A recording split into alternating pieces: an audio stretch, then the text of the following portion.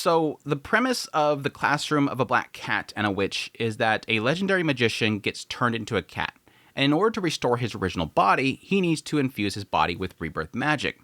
Now he finds a user of rebirth magic, but the way to apply it is with a kiss. Catch is, the kiss has to be to his cat hole, because the mana has to be injected like a suppository into his body to quickly make it effect.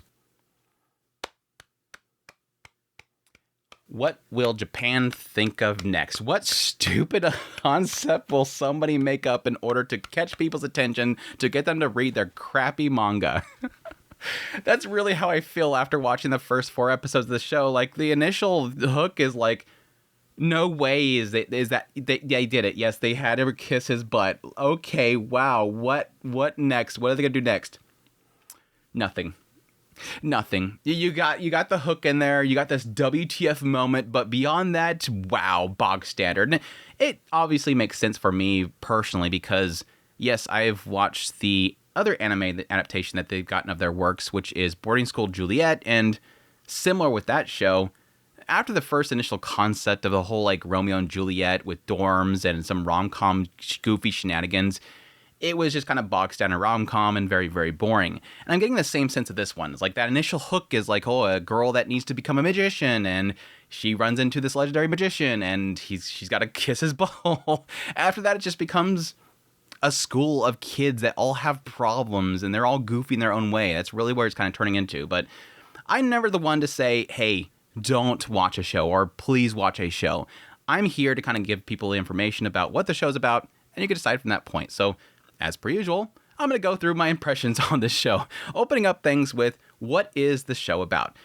Putting aside that quirky little hook there, it's about a girl named Spica, and Spica is trying to become a magician. She, at some point in the past, her life was saved by this legendary magician, and she wants to go to this one school of magicians so that she can train under this guy. Well, the unfortunate thing is that she has nobody to teach her magic, so she's trying to teach herself, which is failing because she's never learned a single spell. Until she comes across this cat.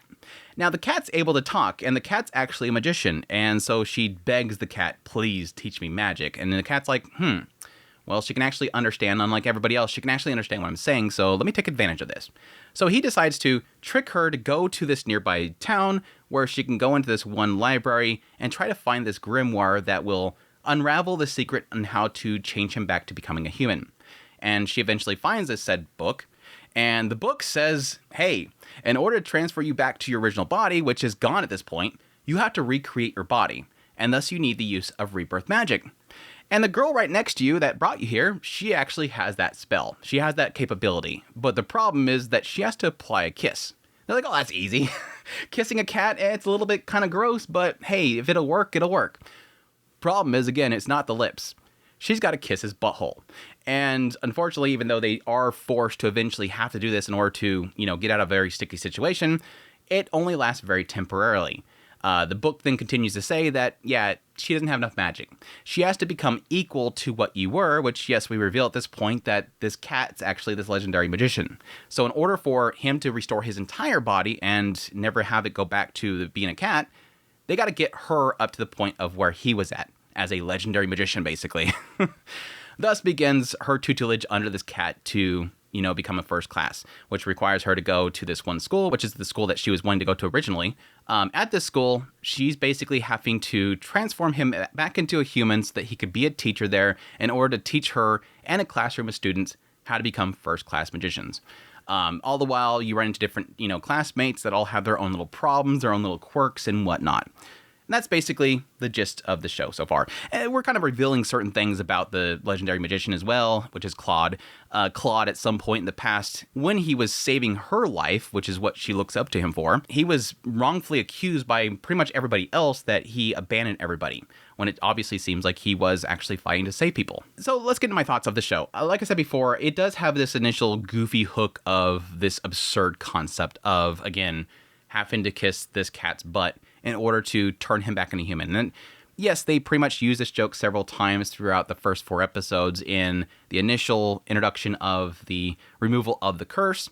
You have her literally the next morning have nightmares about him sticking his butt up at her and wanting her to kiss it. And yes, technically every time he goes to school, every single day, she has to go to his room, kiss his butt, and that allows him to actually go in to teach at that day of school, which is, again, very unfortunate for her to have to deal with that. But it's pretty much mostly played as a joke, and it seems like it's going to be an ongoing joke, is that this is some humiliating thing that she has to do on a regular basis in order to restore him. That aside, I did actually like the chemistry between Spica and Claude very early on, because Claude's a dick. He's like this legendary magician that technically saved her life in the past and that she looked up to as being this Prince Charming, but now that she's actually met him, he's a dick.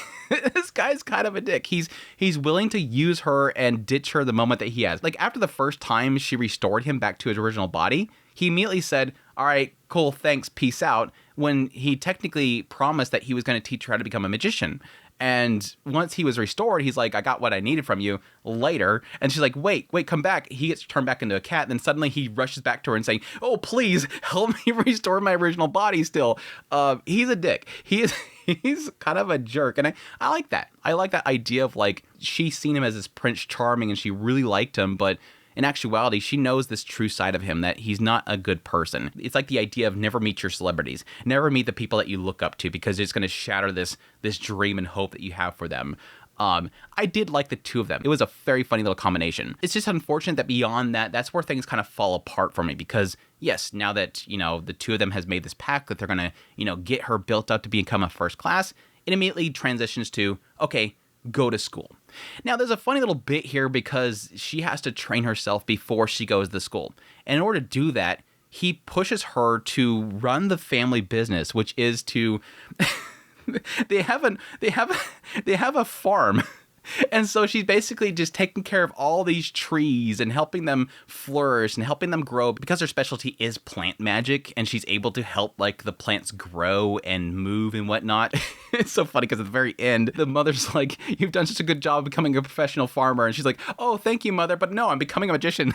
But no, like, beyond that point, she goes to the school, and then she has, like, the entrance exam, and then it goes into meeting this entire classroom of, like, they call it the Pandora's box of a classroom. It's like all the misfits of the entire school is in this one classroom that Cloud, this legendary magician, is now going to have to train. And it seems like it's shift from there to, let's introduce this massive classroom of just the most absurd students and show what kind of quirky thing that they have going on with each one of them, then potentially, go through each one of them one by one. And so far, we've gone through Castor. Castor is technically like two individuals in one, the sister and the brother, and the brother's constantly trying to protect the sister because the sister was abandoned by Claude a long time ago.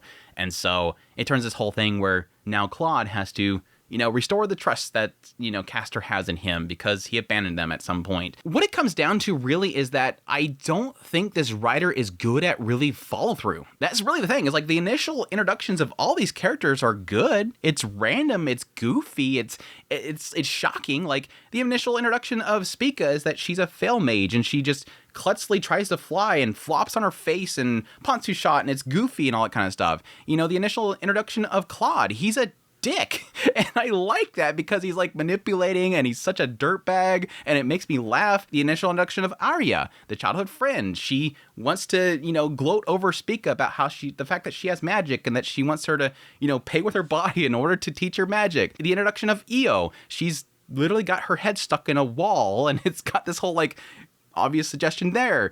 Castor is like, everybody thinks it's a girl and then they grope him and then he turns around and socks him. Everybody has crazy introductions and it's like over the top and everything, but then the show continues with those characters and it just doesn't do anything with it. Like the writer just doesn't really have staying power. They don't think things through. Everything is kind of sort of an initial punchline, but never anything to follow up with. It just gets boring very quickly. And that's why by the fourth episode, I was pretty much checking out. Until it introduces Pollux and I'm like, oh, they're doing a Rama character. And then I get bored again. Again, every time they introduce something, ooh, interesting, and then boring. That's the big problem with everything. Outside of that, visually, the show just doesn't look good. It just doesn't look good. It feels like they're trying very hard to hold the show together and potentially doesn't have the budget to really kind of throw in with this one based on the premise and how things are playing out. I don't blame them. But it's at least moving. It's at least moving. I'll give it that much. But that all said, that's my thoughts on the Classroom of the Black Cat and a Witch. Hope you guys enjoyed this video. Hope you found it informative. If you like it, again, I hope you enjoy it. If anything in there is interesting, definitely check it out. But for me, I think this is one of those ones where I don't think I'm going to get past the fourth episode. I don't think I'm going to get past it. I think I'm going to give up at this point, just walk away. But it is what it is. It is what it is. Not every show is going to be for me. But anyways, until next time, y'all take care.